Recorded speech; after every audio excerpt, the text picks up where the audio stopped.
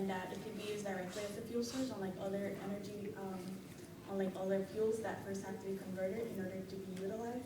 And hydrogen has a very high energy content. As you can see there, it's 120 megajoules per kilogram, and gasoline only has 44. The reason why we were looking for alternative energy sources is because if we see right there in the map, there are no reserves, no oil reserves in the island or around the island. So all the oil that's used there has to be brought in from foreign nations, and there could be a lot of greenhouse gases from the transportation alone. God forbid you have a spill, then it's just complete environmental catastrophe. So why Cuba? Well, Cuba's infrastructure is deteriorating, as we all know. They need to break dependency from foreign nations. They need to come up with a reliable source of energy. What better reliable source of energy than an available source of energy such as sugarcane gas?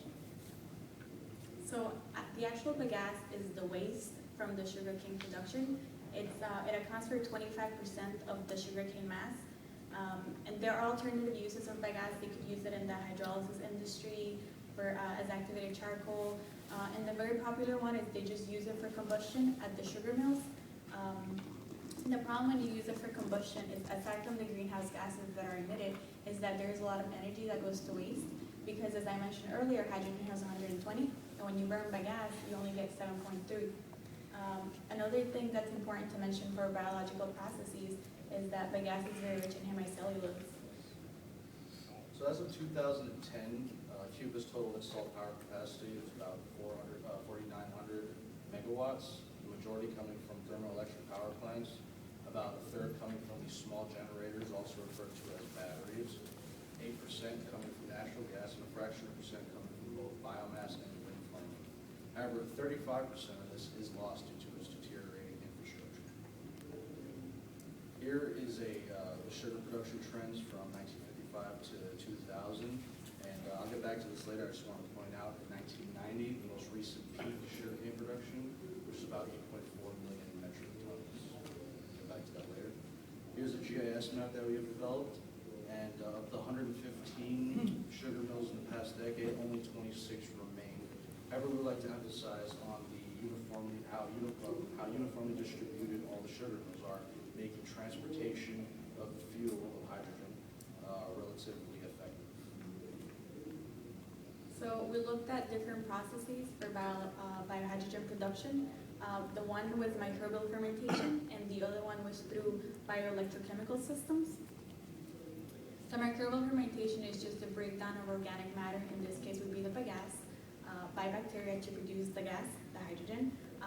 This production depends greatly on the substrate used by the bacteria, and as I mentioned earlier, bagasse is very rich in hemicellulose, which is great because bacteria can yield very high amounts of hydrogen if you have hemicellulose. It depends on the bacteria as well. The process that we mainly looked into was dark fermentation because it doesn't require light nor the availability of oxygen, so it can occur continuously in a reactor. Right here is just a comparison of different substrates used by bacteria to produce hydrogen, and we can see at the very top it's glucose, and it gives you the highest amount of hydrogen in the shortest amount of time, and hemicellulose is very rich in glucose. The second method we looked into was bioelectrochemical systems, and that's just pretty much, once again, the oxidation of organic matter, but this time is done through electrochemical reactions, and it's just the microorganisms catalyze the electron transfer.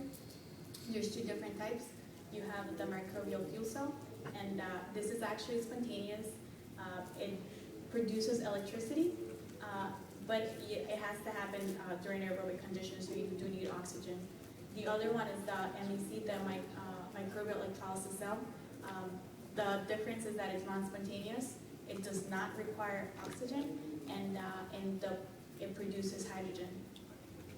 So this is just an illustration of what happens at the microbial fuel cell. You have the substrate going into the binode, and then you get carbon dioxide and electrons, and then the hydrogen atoms and the electrons plus oxygen go into the cathode, and what you get is you get water as the byproduct and energy being released. At the microbial electrolysis cell, it's similar, But when you get the substrate into a dynode, you have to input energy, because once again, it's not a continuous process. And when you get out of the binode are the carbon dioxide and the electrons. And these electrons and the hydrogen atoms go to the cathode, and you get the hydrogen gas. There are many different types of MEC designs. For instance, here's the traditional design. Here's some continuous flow designs and single chambered one. However, they typically just consist of two chambers separated by an ion exchange membrane. And here's our system design. We estimated that Cuba produces approximately 50 tons per hectare annually. About 25% of this is waste, also known as bagasse. So what we plan to do is take this bagasse, treat it through hydrolysis, which will separate it into three major fermentable sugars, which is hemicellulose, cellulose, and lignin. As my colleague mentioned earlier, dark fermentation is more efficient. However, the bacteria can't decompose and create hydrogen from the lignin and cellulose. So what we plan to do to maximize our hydrogen yield was to send the effluent to the MEC, then store everything in the gas collector, and then send it to a microbial fuel cell in order to create electricity. So just a little recap: sugarcane, process it, we get the gas, we treat it through hydrolysis, we send it to our two reactors, and voila, energy. So from the literature and the methods they used, we, from a simple energy balance, we calculated the volumes that we need for the different types of reactors, the hydrolysis, fermentation, and the MEC. And we did another calculation with detention times, which significantly decreased the volumes. However, we're engineers and we want to make sure our prototype is good, so we're going to stick with the larger volumes. So in order to create 1 kilowatt of energy, which is enough to power a modest house with about 4 people in it, we need about 25 sugarcane acres. The estimated cost of our pilot system is about $400,000, and I know you guys are thinking, wow, 1 kilowatt, that's a lot of money. However, if we cut the operation costs and we don't have an engineer, and let's say we give it to a PhD student, we can cut the cost by a third, which is a lot cheaper. And well, hopefully, a lot higher. So now I want to just relate Cuba to Florida. I know, Florida's like a state, but as far as a developed country, Cuba's a developing country.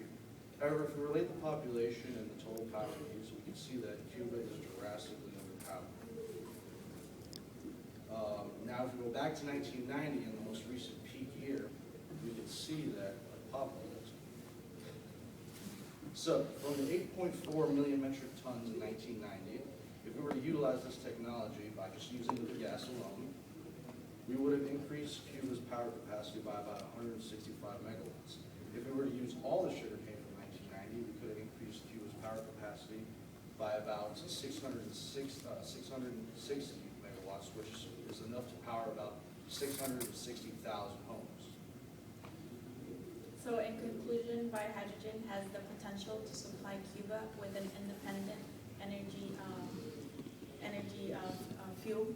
with an independent energy source. It is clean, it's renewable, and if taken and if done so correctly, then it's safe to use. Combined systems such as the one we mentioned with the MEC and the microbial fermentation are beneficial because you can get the maximum amount of hydrogen. And the pilot scale that we presented is mainly suitable for small distributed scale systems, perhaps in rural areas. Any questions?